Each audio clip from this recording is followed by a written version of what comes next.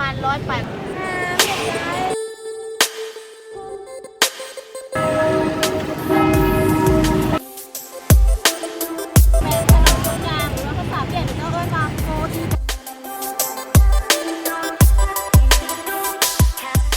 สบายดีมื้อนี้มาพบกับสุริยาชาแนล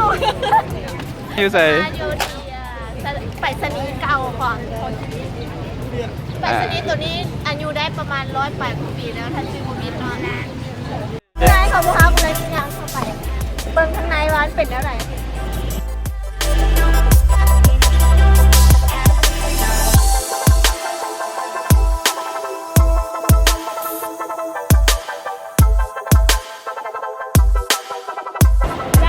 ตอนนี้เขาเกิดก้าวเข้ามาในข้างในของไปรษณีย์แล้ว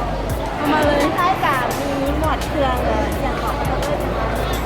เครื่องที่ระลึกเดี๋ยวเอาไว้ให้นักท่องเที่ยวโอเค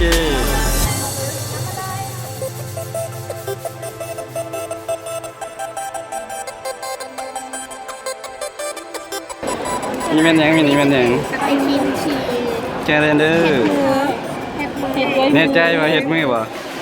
อาจจะโบนอันนี้เป็นคนเวียดนาม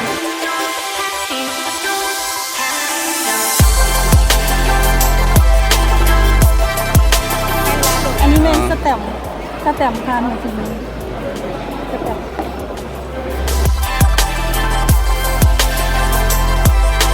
ทางลาวมีประเทศทางลาว เอ้ยตื่นเต้นดีเห็นสแตมป์ลาวค่ะ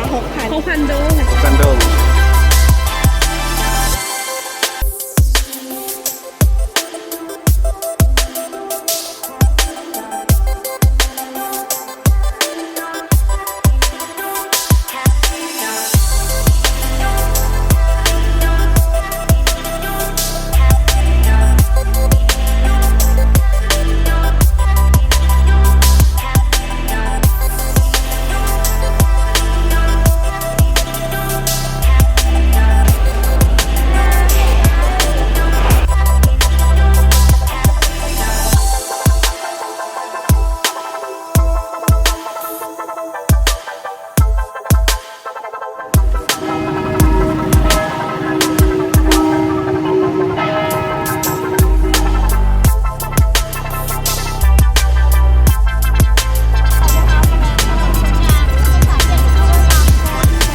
โบดีโบ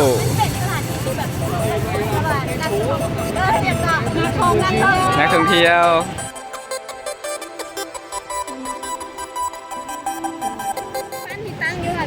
กระแมงถูกป่านของลุงโฮจีเมียนเนาะเถิงเป็นทานผู้นำที่แสนเคารพหักของชาวเวียดนาม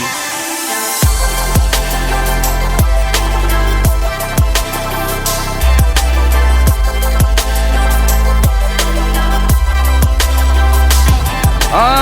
เป็นสัญลักษณ์ของโฮจิมินห์ค่ะถ่ายมาแล้วก็เห็นโบสถ์วันนี้มาแบบแสดงว่าฮอดโฮจิมินห์แล้วโอเค